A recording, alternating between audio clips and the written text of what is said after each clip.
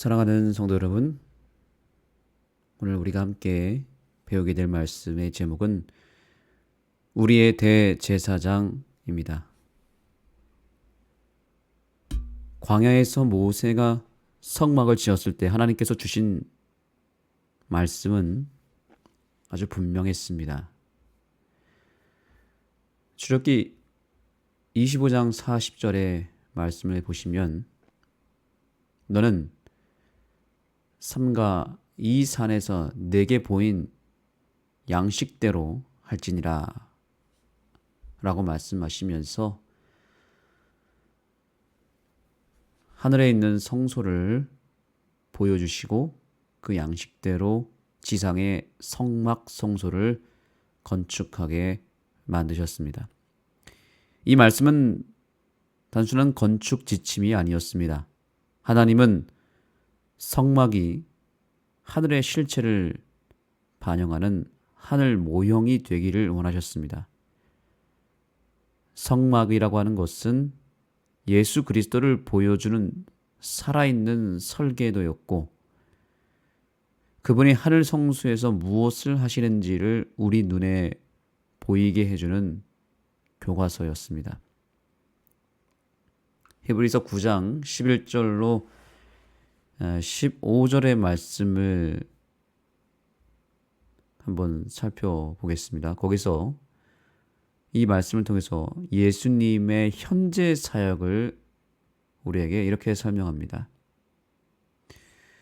그리스도께서는 장래 좋은 일의 대제사장으로 오사 손으로 짓지 아니한 것 곧 이 창조에 속하지 아니한 더 크고 온전한 장막으로 말미암아 염소와 송아지의 피로 아니하고 오직 자기의 피로 영원한 속죄를 이루사 단번에 성소에 들어가셨느니라. 염소와 황소의 피와 및 암송아지의 죄를 부정한 자에게 뿌려 그 육체를 정결하게 하여 거룩하게 하거든 하물며 영원하신 성령으로 말미암아 흠없는 자기를 하나님께 드린 그리스도의 피가 어찌 너희 양심을 죽은 행실에서 깨끗하게 하고 살아계신 하나님을 섬기게 하지 못하겠느냐. 이로 말미암아 그는 새 언약의 중보자시니 이는 첫 언약 때에 범한 죄에서 속량하려고 죽으사 부르심을 입은 자로 하여금 영원한 기업의 약속을 얻게 하려 하심이라. 아멘. 예수님의 사역은 과거의 십자가라고 하는 사건으로만 끝나지 않으셨습니다. 그 십자가에서 흘린 피가 지금까지도 적용되고 사용되어진다는 사실을 히브리서 9장은 우리에게 알려주고 있다는 겁니다. 지금도 살아계셔서 하늘 성수에서 우리의 대제사장으로 중보하고 계시는 예수님을 깨닫게 해주는 바로 모형이 성소라고 하는 것입니다. 예수님은 성소의 모든 요소를 다 성취하셨고 지금도 여전히 우리와 함께 계시며 우리를 위해 속죄와 중보의 사역을 계속해서 이어가고 계신다는 것을 우리는 히브리서를 통해서 배우게 되었고, 또한 그 히브리서의 말씀을 통하여 재림교회의 하늘 성소 혹은 중보 사역 혹은 조사 심판 이런 모든 개념들이 바로 히브리서의 말씀을 통해서 발견하게 된 마지막 때의 진리라고 하는 것입니다. 그래서 이 성소 사역은 또 성소 중보 사역은 사실 오늘날 많은 기독교회에서 잘 주목하지 않는 내용이기도 합니다. 사실은 이 중보 사역은 예수님의 과거의 십자가의 사역만큼이나 중요한 것이죠. 기독교에서 제일 중요하게 생각하는 십자가가 그 십자가의 희생과 그때 흘려진 그 피가 정말로 의미가 있고 가치가 있으려면 예수 그리스도의 성소 봉사까지 이어져야만 가능한 것입니다. 성소 제도를 조금만 살펴보면 번제단에서 피를 흘린 양을 우리가 알고 있습니다. 그런데 번제단에서 피를 흘렸다고 해서 끝나는 게 아니죠. 제사장이 그 피를 받아서 어떻게 했습니까? 성소로 들어갔습니다. 그리고 거기서 더 들어갔죠. 지성소 안으로 들어갔습니다. 1년에 한 번 대속죄일 때에는 지성소로 들어가는 일이 벌어졌습니다. 그 피를 만약에 그냥 땅에 쏟아버리거나 성소와 지성소에서 그 피를 활용하여 다음 중요한 제사로 이것을 연결하지 않았더라면 번제단에서 흘린 어린 양의 그 희생이 어쩌면 반쯤 사역을 하고 끝나버리는 일이 돼버린 것이죠. 반드시 그 피는 받아서 성소와 지성소까지 들어가서 그것을 여러 기물에 뿌리고 바르고 또한 그것을 통해서 그 구속 사업의 완성을 이루는 일에 이 피가 사용되지 않는다면 그 번제단의 양의 희생이 굉장히 무의미하게 끝날 수 있었다는 것입니다. 마찬가지로 예수님께서 십자가에 오르신 그 사건은 너무나 중요한 일입니다. 그런데 그것은 십자가가 예수님의 피를 흘리는 것으로 시작하여 지성소에서 중보 사역으로 맞춰지는 그 엄청난 예수님의 사역의 연속성이 있음을 우리는 깨달아야 됩니다. 십자가에서 다 끝난 게 아니라 십자가에서 흘린 피가 구속사역의 시작이 되었고 하늘 성소에서 그것이 마무리된다는 것을 우리는 성소의 구조를 통해서 금방 깨닫게 되는 것입니다. 그래서 예수님께서 우리를 위하여 과거에 우리의 구속을 위해서 해주신 사역은 십자가 사역입니다. 그리고 그 예수님께서 우리를 위하여 앞으로 장차 미래에 해주실 사역을 우리는 재림이라고 부릅니다. 그러면 그 과거와 미래 사이에 반드시 연결되어야 되는 시점이 하나 있죠. 바로 현재의 시점입니다.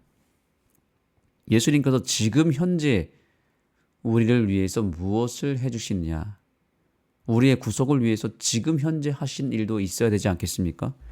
과거도 있고 과거가 있고 미래가 있는데 현재가 빠져버리면 이것은 시간의 특성상 이어질 수가 없습니다.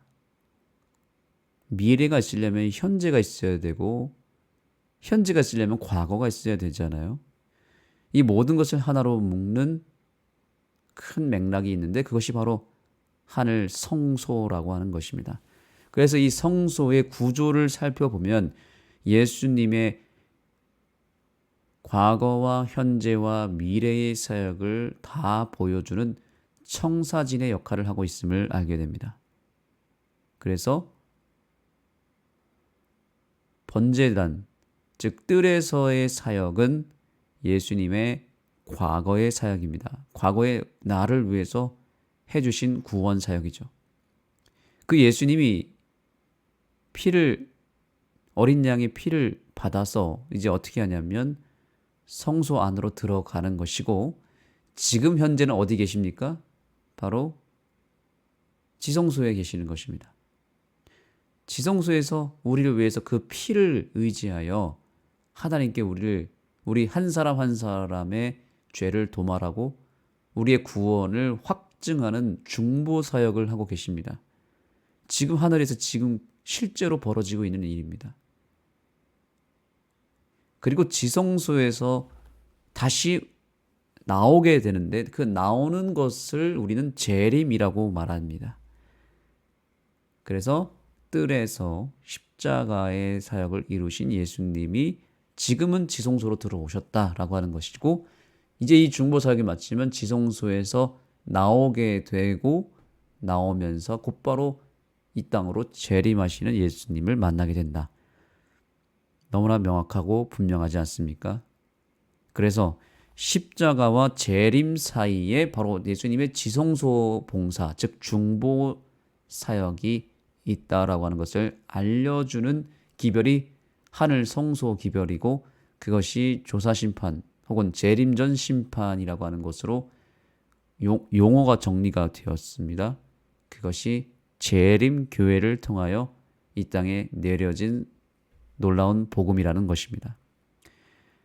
사단이 이것을 너무나 잘 알고 있기 때문에 이 중요한 기별을 쏙 빼놓고 십자가에만 주목하게 만드는데, 그것은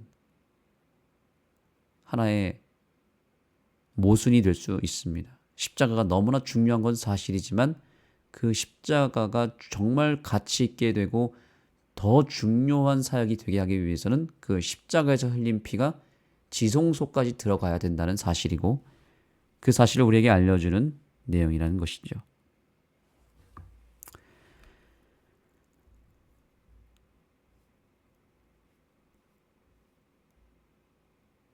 자, 그래서 여기 말씀을 더 살펴보겠습니다.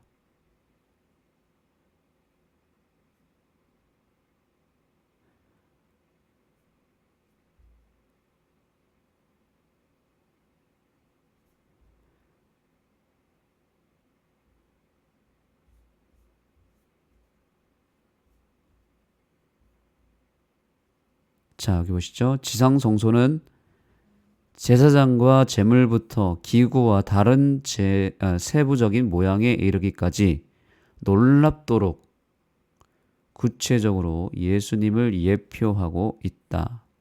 지상 성소의 모든 것이 예수님에 대해 말하고 있다라고 저자는 언급하고 있습니다.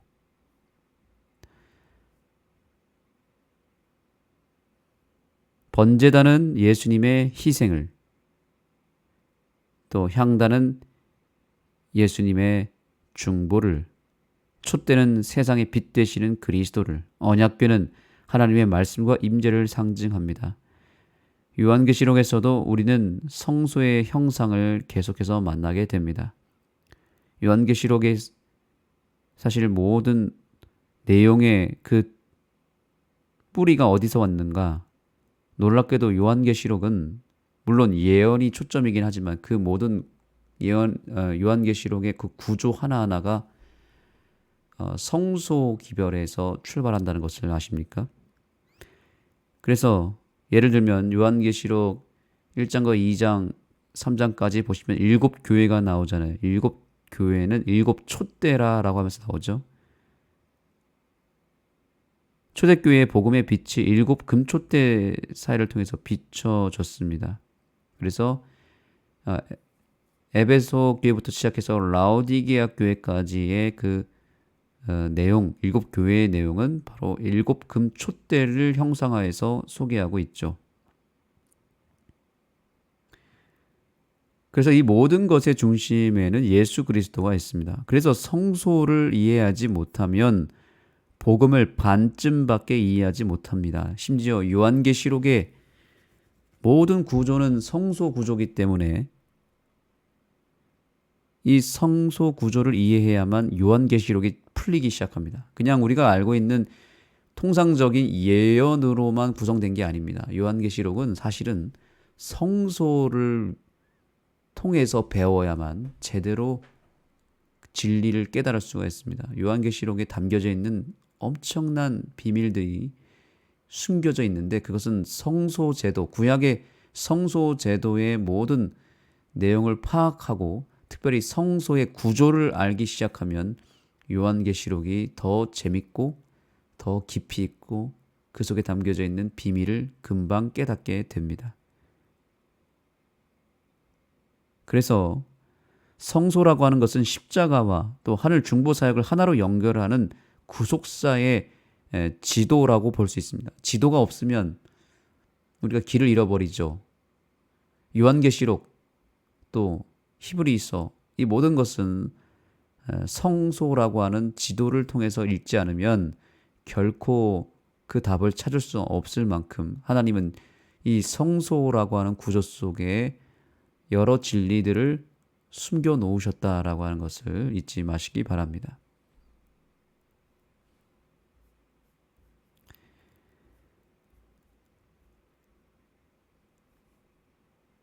자, 그래서 여기 요한계시록도 성수에 관한 형상으로 가득하다. 서두에 나타난 촛대, 사장에 분명히 언급된 언약궤, 그리고 성전에 대한 수많은 다른 암시들을 찾을 수 있다. 그래서 구약의 성소에 대한 이해가 없다면 요한이 본 것을 어떻게 설명하고 있는지 이해하는 것은 불가능하다. 이렇게 이야기합니다. 그래서 우리 재림교회가 요한계시록에 대한 확실한 이해가 있는 이유가 무엇이냐면 바로 성소에 대한 이해가 있기 때문에 금방 진리를 찾을 수 있고 요한계시록의 모든 기록된 내용들이 마지막 때에 예수님 재림 전에 이루어진 사건들을 설명하고 있다는 것이 확실한 이유가 바로 성소 제도의 구조 속에서 그 힌트를 얻었기 때문입니다. 그러나 요한계시록은 많은 기독교회에서 이것은 봉안책이고 또 어떤 교회는 이것이 과거에 이미 다 이루어진 사건이라고 아예 치부해 버리는 경우가 많습니다. 그러나 재림교회만이 유일하게 이 요한계시록의 사건이 현재 오늘날에 벌어지는 사건일 뿐만 아니라 앞으로 예수님 재림 전에 특별히 이루어질 사건으로 연결하고 있습니다. 신천지나 다른 여러 교회에서는 이렇게 연결하지 않습니다. 매우 터무니없는 방법으로 요한계시록을 해석하죠. 그래서 성수에 대한 이해 때문에 우리 재림교회가 받은 축복이 너무나 크다는 것을 우리는 다시 한번 깨달아야 되겠습니다. 자, 저자는 이 성소 제도에 대한 여러 가지 이야기를 하면서 그래서 결론적으로 이렇게 얘기합니다. 그들에게 일어난 이런 일은 본보기가 되고 또한 말세를 만난 우리를 깨우치기 위한 것이다. 말세, 마지막 때의 사건들, 각종 예언들을 통하여 성소의 진리가 더 세밀하게 선포되었다라고 말하고 있습니다. 구약의 다윗 왕도 이 성소에 대한 중요성을 강조했습니다.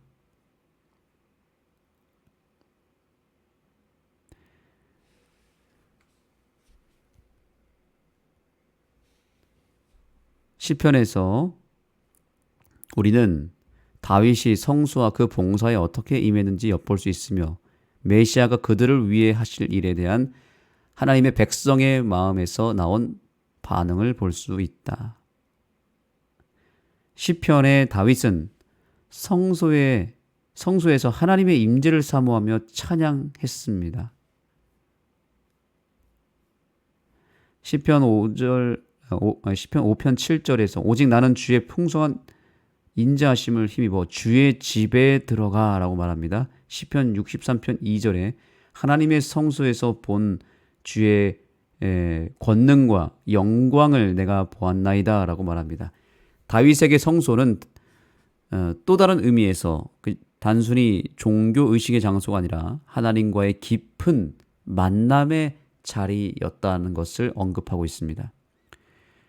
그래서 우리가 이 성소를 통해서 여러 가지를 배울 수 있게 된다는 것을 깨닫게 됩니다. 가장 큰 것은 그것이 성소가 서두에 말씀드린 대로 예수님의 모든 일생 그리고 예수님의 사역에 대해서 설명하는 동시에 또 하나의 중요한 개념이 있는데 그것은 성소는 인간 죄인을 하나님에게로 이끌어가며 하나님을 만나게 해주는 또 하나의 장소로서 소개하고 있다는 것입니다.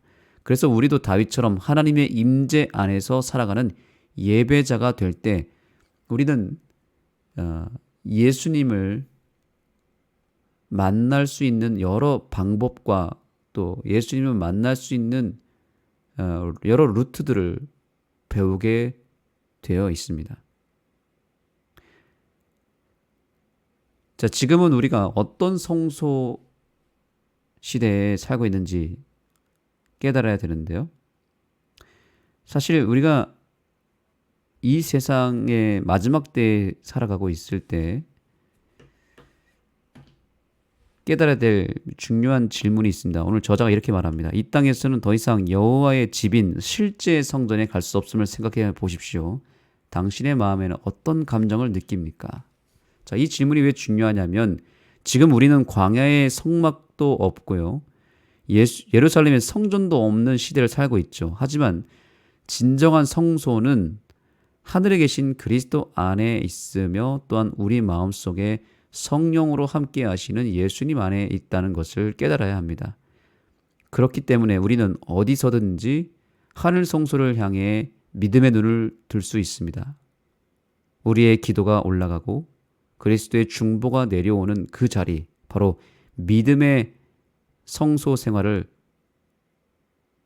현재 우리가 이루고 있다는 것입니다. 어디에서일까요? 바로 우리의 마음 성전에서 그 역사가 일어나고 있다는 것입니다.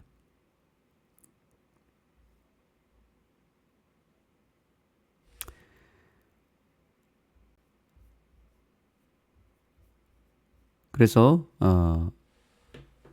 오늘 교훈의 말씀을 이제 보겠습니다. 성소 제도와 모든 세부적인 모양은 놀랍도록 구체적으로 예수님을 예표하고 있다. 성소 구조를 통해서 하나님을 만난 개인의 경험을 우리에게도 적용할 수 있다. 하나님을 만난 개인의 경험을 우리에게 적용할 수 있다. 이 부분에 우리가 주목하게 되기를 소망합니다. 성소는 그래서 이론이 아닙니다. 삶의 방향이고 믿음의 현실입니다. 우리는 매일 예수님의 보혈을 바라보며 우리의 삶 속에서 그분의 은혜로 정결케 되고 마침내 우리는 하나님을 우리의 마음을 통해서 마음속에 거하시는 그 예수님을 만나게 되는 그런 개인적 경험을 할 수 있다라고 하는 것입니다.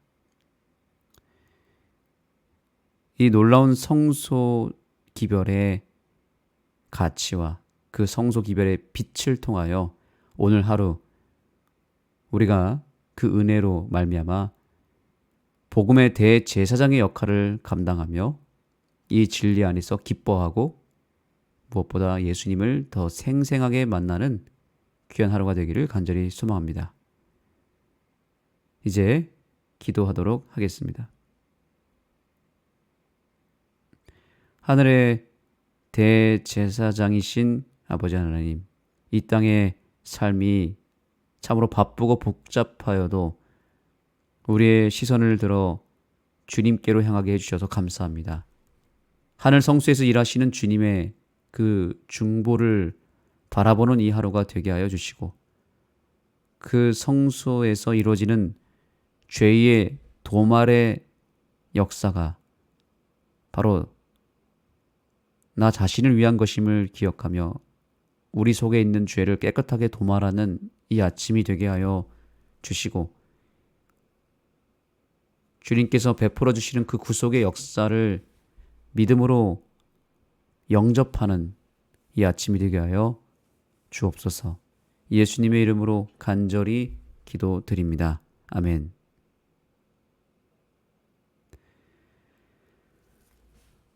개인적으로 기도하는 시간을 갖겠습니다. 하늘 성소에서 우리의 죄를 동반하신 예수님을 바라보며 이 시간 우리 속에 있는 여러 죄악들을 다시 한번 주님 앞에 내어드리는 시간이 되기를 소망합니다. 그러기 위하여 먼저 우리에게 성령 하나님의 역사가 필요합니다. 성령 하나님의 임재를 통하여 우리 죄를 드러내시고 그 죄를 주님께로 옮겨주시는 성령님, 그리고 성령님을 통하여 받은 우리의 기도를 가지고 보좌 안으로, 지성소 안으로 들어가셔서 하나님 앞에 그 죄를, 또 그 기도를 가지고 중보하시는 예수님, 이 모든 역사를 생각하면서 주님 앞에 성령을 구하시고 또한 우리의 죄를 고백하는 이 아침이 되기를 소망합니다.